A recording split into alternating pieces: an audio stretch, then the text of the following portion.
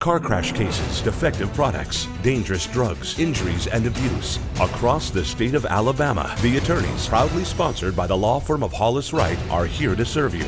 Your tough legal questions answered by our experts. The attorneys with Josh Wright from the law firm of Hollis Wright and host David Lamb.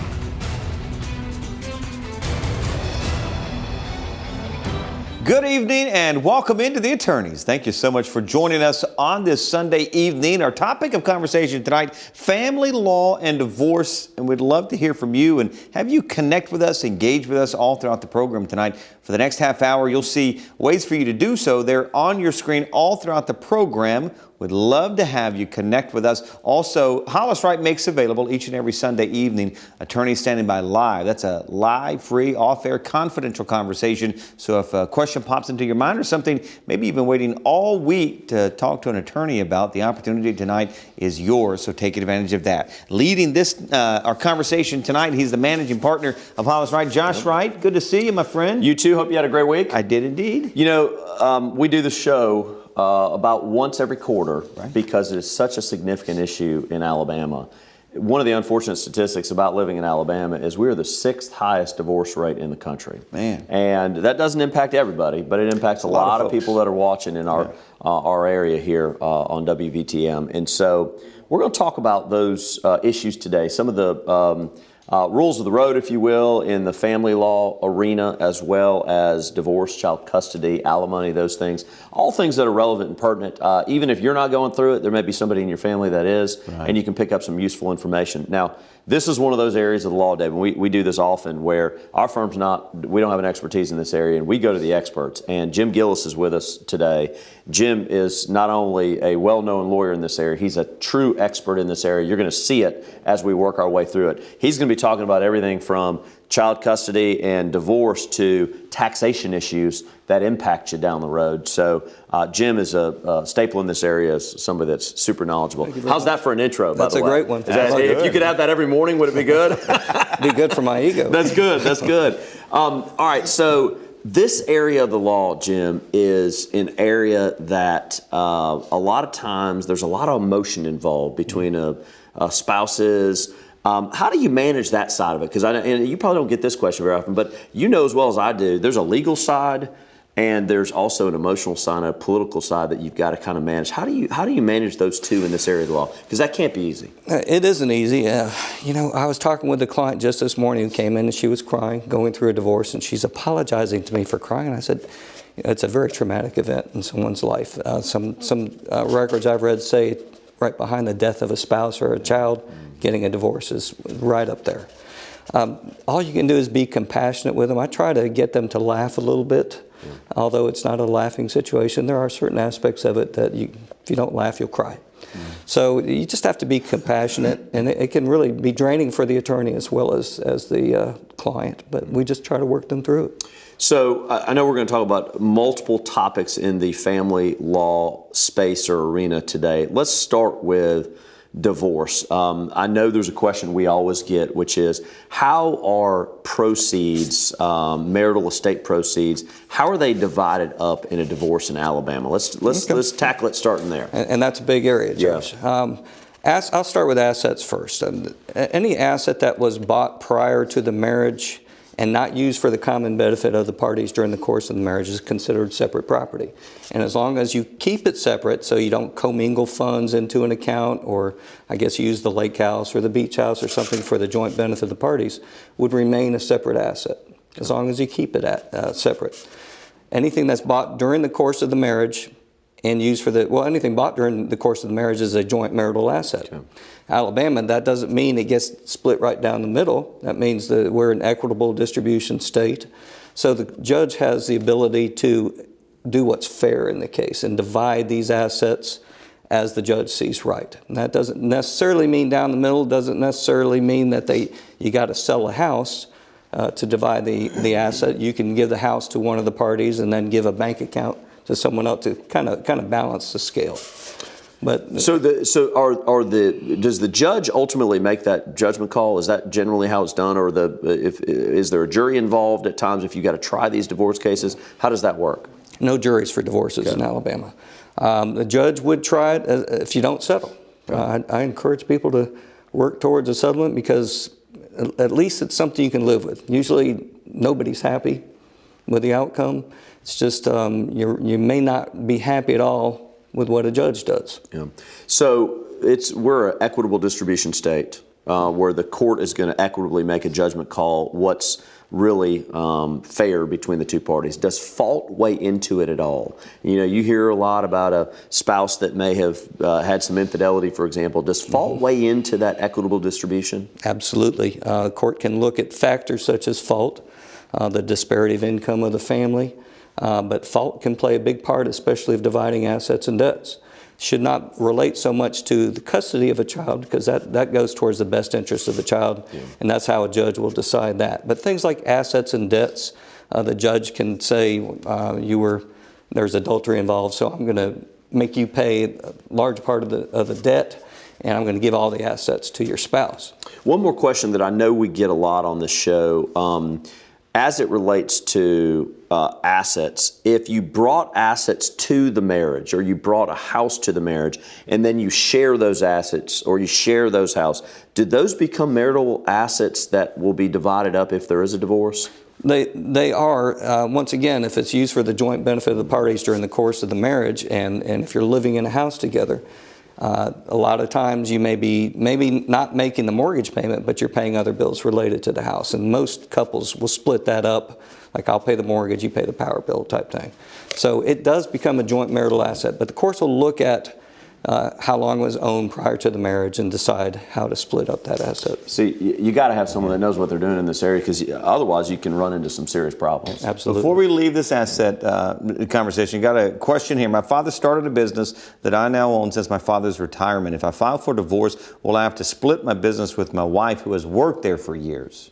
Yeah, and the answer to that is maybe. It is a joint marital asset. If it was used for the common benefit of the parties during the marriage, and especially if the wife works there and she has some interest in the business also.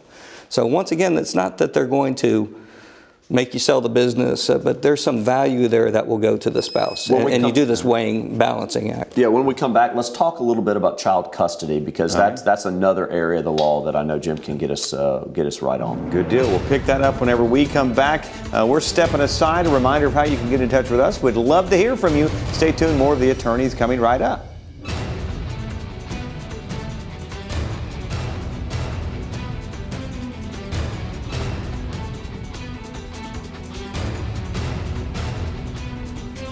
I'm Josh Wright with the law firm of Hollis Wright, a personal injury law firm.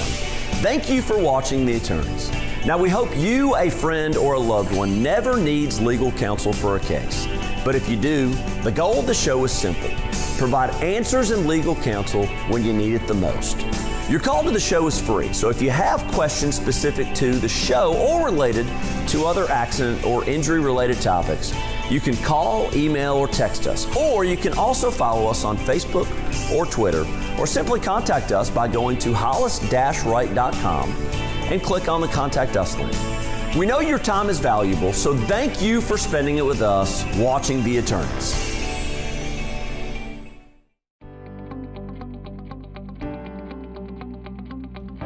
It's common for a potential client to ask, there are many great firms out there. What separates Hollis Wright from other law firms?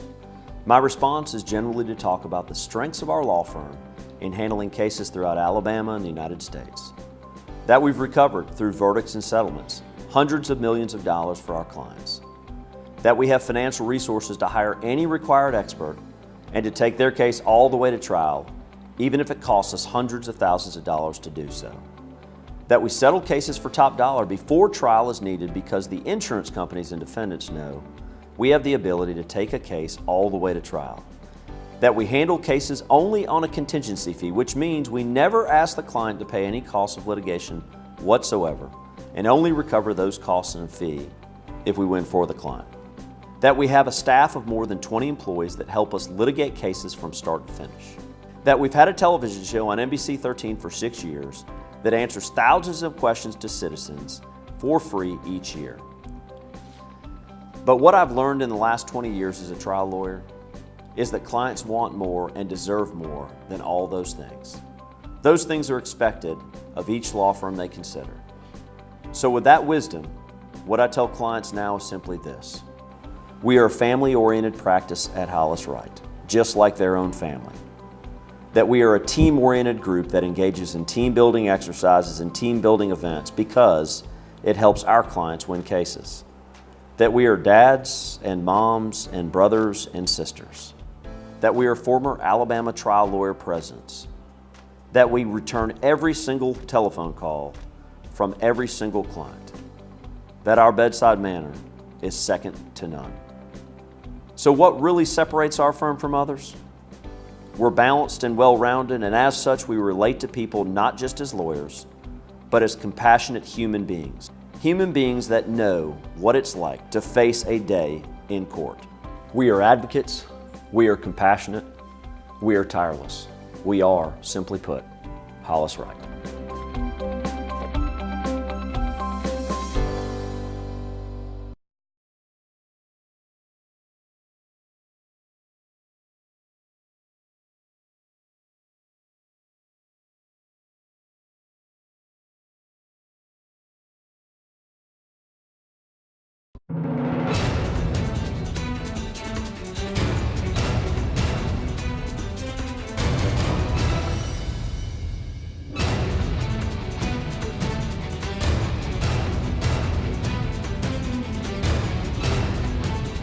Welcome back into The Attorneys. Appreciate you being with us tonight. Would love to hear from you. Where you can connect with us is right there on the screen. Also, those attorneys from Hollis Wright, only available for this segment and the next segment, so the clock is ticking. If you want to get that live free legal advice off air, just pick up the phone and give them a call. Josh? All right, so when we went out to break, I mentioned I want to talk about child custody because that's another huge component of the family law arena that you practice in, Jim. How does child custody work? And, for example, can parents reach a decision on how child custody is going to be managed and then punt it to the court and let the court sign off on it? Or kind of how does that work? Sure. We got really good judges here in Alabama, especially in the domestic field. They're going to look at what's in the best interest of the child. Parents can agree on a custodial situation, but the court will still review that agreement to make sure that it is fair for the child. So in other words, you don't want some agreement where one parent lives 50 miles away or 100 miles away from the other and they're exchanging once a week. That's usually not workable, but the court's going to look at what's in the best interest, and if the parents can agree, they'll go along with it. So in general terms, what's generally the result with child custody? I mean, is it presumed that the mother would get priority custody, or how does that work? Yeah, and that's a common misconception. People think that the mother always gets custody of the child. I think that is the case most of the time because they're going to look at who's been the primary caretaker of the child when they're making the determination of what's in the best interest of the child. So typically, I'd say 90% of the time, the mother is the one that's been taking care of the children. But that doesn't keep the court from awarding custody to the father. They're going to look at what's in the child's best interest, purely. What is explain, I've heard this term, is it called joint custody or is it called joint equal custody? That may not be the phrase that you use, but where the parents literally may live in the same community, but the child splits time during the week. How is that handled and managed if it is? Well, and if the time is relatively equal between the parents, it is called joint physical custody. Okay. And once again, the court's going to look at it and look at the situation, and they'll go along with it if it works well. Now, you do joint legal custody, it does open up other issues such as child support. You can deviate from the child support guidelines if you're having joint physical custody of the children, and the courts will do that quite often. There are sometimes interplays between areas of the law, and I'm not going to spend a lot of time on this, but I will tell you this, it comes up a lot, in the uninsured motorists and the liability coverage in automobile accidents, motorcycle accidents, pedestrian accidents, whether or not somebody is entitled to uninsured motorists or liability coverage, a lot of times will be impacted by whether the child lives, we're talking about a minor here, whether the child lives a majority of the time in one house over the other. So it's just one of those interplays between the two areas of law where joint physical custody could have an impact on some other areas of the law. Something we see quite regularly. Got some questions about alimony. So maybe the best way to approach it is Help us understand, first of all, how it works and how determinations are made in terms of the amount of alimony to be paid out. Sure. All right. Well, to begin with, there are three different types of alimony. You got alimony in gross, which is a property settlement, basically. You got rehabilitative alimony, which is something that's set up for one of the spouses, say the wife gave up a career so she could become a mother and take care of the household. And that's set up for a set period of time, usually, to get her back to where she might have been had she not gotten married and quit her job. And then you got the big one, which is periodic alimony, and that's the one that most people are familiar with, where unless you remarry or cohabit with someone else, you're going to have to pay a certain amount until the payor dies, basically, or unless you get remarried.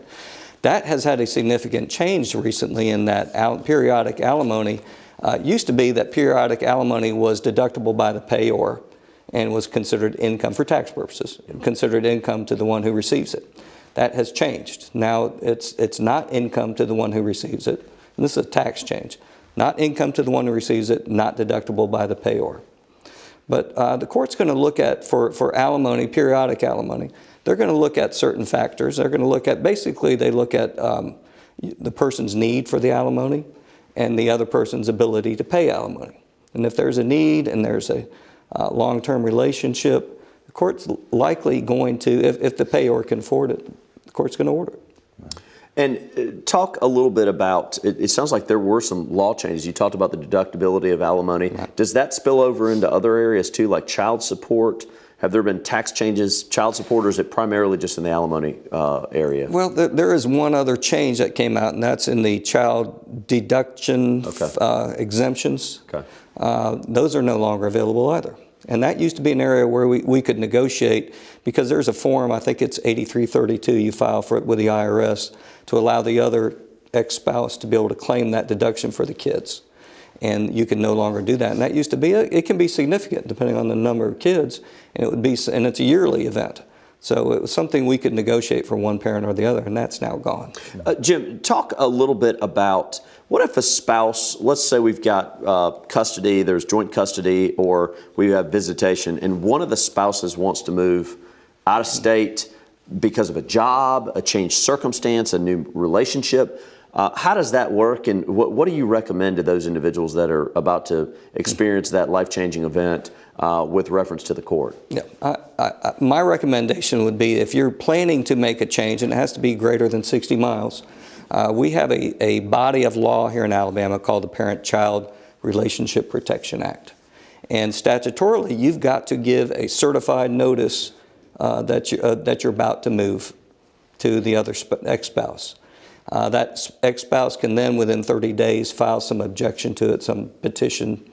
There is a presumption that it's not in the best interest of the child to move away from the other parent. Mm-hmm. So, main recommendation I could give you would be talk to a lawyer. Yeah. Mm-hmm. When we come back, let's talk about child support. I want to talk just a little bit about child support, how that process works. Good deal. We'll pick up there. We're heading to break. One final segment remaining. Stay tuned. More of the attorneys coming right up.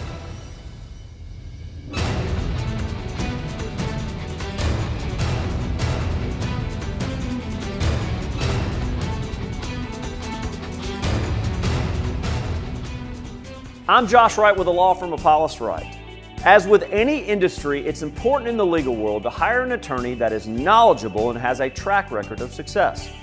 But with so many attorneys out there and so many different types of cases, how does someone decide the right lawyer to hire? In this week's Legal 4-in-1, we're answering the question, what should I consider in hiring an attorney? In-state versus out-of-state, big firm or little firm, recommendations from friends or family, the internet, the phone book, or TV. With so many choices and so much information, it can be an overwhelming task trying to make the right decision. To complicate things, choosing a lawyer is an important and sometimes life-affecting decision and should not be taken lightly. So how do you select an attorney? First, do your research. Look the firm up on the internet. Learn about the cases they handle and the results they get. Second, find out what clients are saying about the firm. Many websites provide client testimonials or have a star ranking system. Use those to your advantage. And finally, talk with a lawyer from their office and ask them questions. Questions about the volume of cases they handle? Do they return phone calls? Are you just a number or a client that gets the attention you deserve? Please remember, your call, email, or text to the attorneys is free. All of us at Hollis Wright want to help answer your questions on real issues you face. Remember, a competent lawyer will respond to every question you send in. That's our pledge and promise to you. Thanks for watching The Attorneys right here on WVTM 13.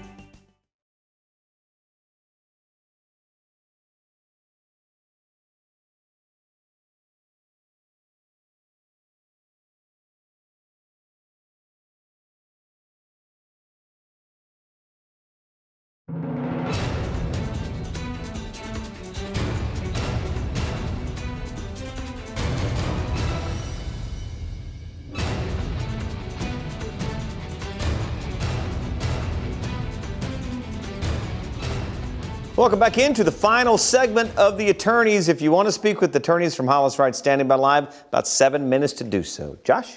All right, so when we went to break, Jim, I want to talk a little bit about, and I mentioned it before we left, talking about child support and how that works in Alabama. We've talked about custody, we've talked about alimony, we've talked about kind of general divorce stuff. Let's talk a little bit about support. Explain, if you will, kind of generally how the support works in Alabama. Sure. Alabama has child support guidelines we follow, statutory child support guidelines. If both parties are married, are employed, then they will go to those employers and get those figures, and they will do a calculation based on those numbers as well as other numbers, cost of child care for the child or after school care, who pays the health insurance for the child, and things of that nature, pre-existing alimony and child support, all taken into account. So if they're both employed, there'll be that calculation that's done. And typically the courts are going to go with that. You can deviate from those guidelines, but you have to have a good reason. You have to put that in writing.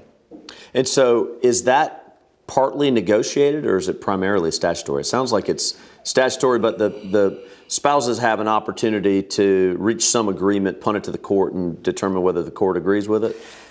Well, yes and no. I mean, you can reach an agreement to deviate from the guidelines if there's more, say, more than what we call standard visitation, or if one of the paying spouse is spending more time with the children than what would be standard. Okay.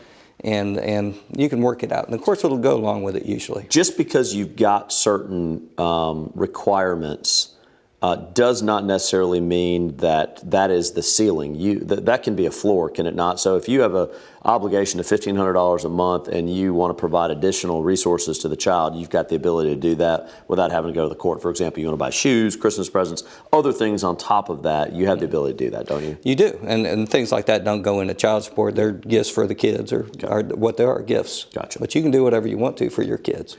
How does health insurance work? Is that something that the court gets involved in, on who, for example, is going to handle health insurance for the child versus who is not? How does that generally work? The courts will look at that if you go to trial, and they'll look at who has the better insurance plan, lower deductible, and things of that nature. Now, that is something that has recently changed in Alabama, is that it used to be you'd take the family coverage, and that's the figure you would use.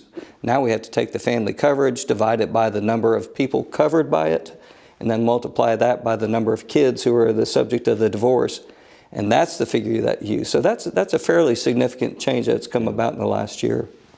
This is why you go to guys like this. He knows that equation matters. Trust me, it matters. Yep. Question here about retirement benefits and how they are split in a divorce.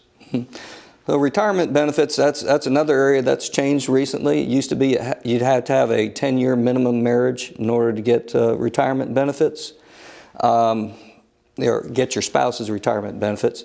You cannot get any more than 50% of your spouse's retirement benefits, and it's a very complicated. If it was acquired during the course of the marriage, then it could be split 50-50. But if one of the spouses worked before they got married and they have accrued some of the retirement before they got married, then there's a calculation, a mathematical calculation you got to go through to figure out what percentage you might be entitled to, and then you still can't get any more than 50%. Can I hit you with a couple rapid fires? You ready? College required as part of child support, or is that in addition to? Is it negotiated? How does that work? That changed significantly a few years ago with the Christopher case. that did away with the requirement that you might have to pay for the college support. They've determined that once a child hits 19, they're aged out, they're an adult, you have no responsibility to take care of them at all. It's causing some concerns in other areas called the Brewington case, where you have a child that's disabled for some reason. Right now the law is that you may have to take care of that child even after they've reached the age of majority. But we're looking on down the road. Those are under appeal right now, and that might be going too, which I think would be unfortunate. How about common law? I know there's been some changes in the law. What about common law? Common law marriage is gone. Okay. There's no longer, unless you can prove you were common law married before the statute went into effect. Okay. If you can prove that, then you can go by the common law rules. But as of, I forget which date, it was January 1st of, I think, last year, that common law marriage has been abolished. So if you were common law married and you can prove it prior to the statute going into place, I guess my understanding was January 2017, you still could argue that you're common law married, but thereafter, actions after don't really matter anymore. Well, I didn't know it'd been that long ago. Okay. Time flies in this business. If you can prove that you were common law married before January 1st, 2017, and it's 2019 now, you could still say we're common law married. It's just that we were common law married before that date. Last issue before we go to final thought. Grandparent rights. Where does that stand now? Because that law's changed multiple times. Yeah, it's still not good. I'll just put it like that. Okay. Still not very good. It's very difficult for a grandparent to get visitation rights. If you've got two suitable parents who decide they don't want their parent to see the children, they have that right. Okay. Less than 2 minutes remaining, but time enough for a final thought from the both of you. And Jim, if you would, you go first, please, sir. Final thought, I would say the area of family law is complicated and always changing. And my advice would be is if you've got a divorce pending or a modification or contempt that you want to do, call your family law practitioner. Don't call somebody who doesn't know family law. If I'm in an accident, I'm calling a firm like Josh's to take care of me. I don't want to go to somebody who doesn't know what they're doing. Right. Yeah. I think that lawyers like Jim are such an important component to the legal practice because they're folks on the ground grinding with individuals who are going through real life problems. It's no different than what we do in the personal injury realm, but it's a great area of the law. One thing I'd recommend is this, and I don't think we hit on this today, is if you're debating divorce, considering divorce, trying to weigh what child custody would look like, support looks like, I think getting in touch with a lawyer early to ask those questions is super important because sometimes Jim's advice may be, hey, look, the divorce is not where you need to go right now. Yeah. But getting somebody early is important. And Jim's a good example of that. That's why we bring a guy like this on the show. Knows your stuff for sure. Jim, good to see you again. Good to see you. Great job. Appreciate you being with us. Josh, you as well. Grateful for you all to be with us and also you as well. We thank you so much and we'll look for you next time right here on The Attorneys.